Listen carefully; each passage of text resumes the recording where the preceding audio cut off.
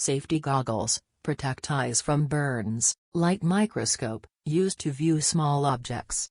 Thermometer, used to measure kinetic energy of molecules in an object. Beaker tongs, used to pick up beakers and flasks. Stirring glass rod, used to stir liquid mixture. Test tube clamp, used to hold test tube. Test tube rack, used to store test tubes. Test tube brush, used to clean test tubes. Rubber stopper, used to plug test tubes and Erlenmeyer flasks. Centrifuge and Sample Tubes rack, used to store centrifuge and sample tubes.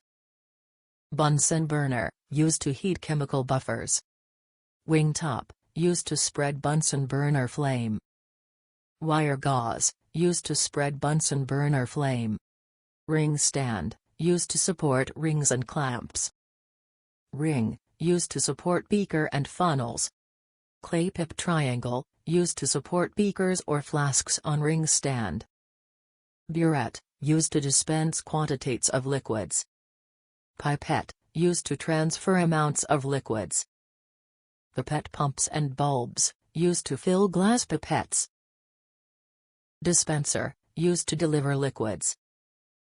Micropipettes, used to dispense volumes of liquids. Dropper, used to transfer amounts of liquids.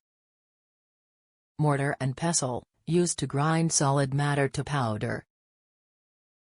Evaporating Dish, used to boil off liquids, for leaving dissolving solids. Spatula and Scoopula, used to dispense solid and powder chemicals. Forceps or tweezers, used to manipulate small objects. Scissors, used to cut tissues.